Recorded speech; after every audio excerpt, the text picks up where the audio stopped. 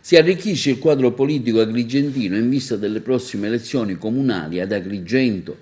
In un comunicato stampa, infatti, alle prossime amministrative che si terranno a ottobre, Fratelli d'Italia e la Lega sosterranno la candidatura a sindaco dell'attuale presidente del Consiglio Comunale,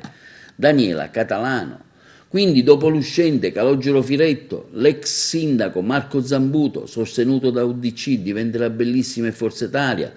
il dottore Francesco Miccichè con la lista Cambiamo Rotta che fa riferimento all'attuale vicepresidente dell'Ars, onorevole Roberto Di Mauro, la consigliere comunale di 5 Stelle, Marcella Carlisi, che ha avuto qualche giorno fa il lasciapassare dalla piattaforma Rousseau per la sua candidatura con lista annessa, quella dell'ex sindaco Aldo Piazza, che vanta 2 liste civiche con sé, e della consigliere comunale Angelo Galvano, eletta nelle file del PD, poi passata ad Articolo 1 Leu, il partito che fa riferimento all'ex deputato agrigentino Angelo Capodicasa con annesse liste civiche. Si aggiunge anche l'attuale presidente del Consiglio di Agrigento, l'avvocato Daniela Catalano, eletta nel 2015 nel partito dell'ex ministro dell'Interno, onorevole Alfano, il Nuovo Centrodestra.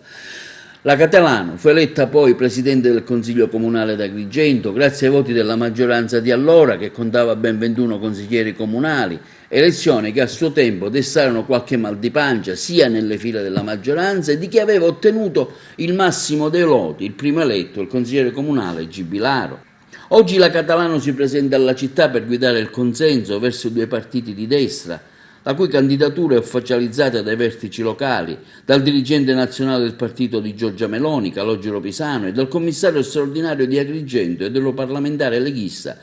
l'onorevole Annalisa Tardino di Licata. Questa è la nota. Dopo un'ampia riflessione sul progetto comune teso a individuare una personalità che possa realmente incarnarlo, affermano congiuntamente Pisano e la Tardino, abbiamo il piacere di comunicare alla città di aver individuato nella persona dell'attuale presidente del Consiglio Comunale, l'avvocato Daniela Catalano, che ha manifestato la sua disponibilità ad accettare la candidata ideale da sostenere per la tornata elettorale del prossimo ottobre. Si tratta, continuano i 2 esponenti della Lega e di Fratelli d'Italia, di una candidatura di sintesi fortemente voluta e messa in campo per dare ad Agrigento un'alternativa libera, giovane, coerente, competente e fondata su un progetto serio finalizzato principalmente allo sviluppo economico e sociale della città. Come Lega e Fratelli d'Italia chiediamo alle altre forze politiche, ai movimenti, ai cittadini, agli elettori tutti, la fiducia necessaria per poter contribuire alla crescita reale di Agrigento, città lontana dagli standard di qualità che i cittadini meriterebbero e per cui ci sono in vero tutte le potenzialità.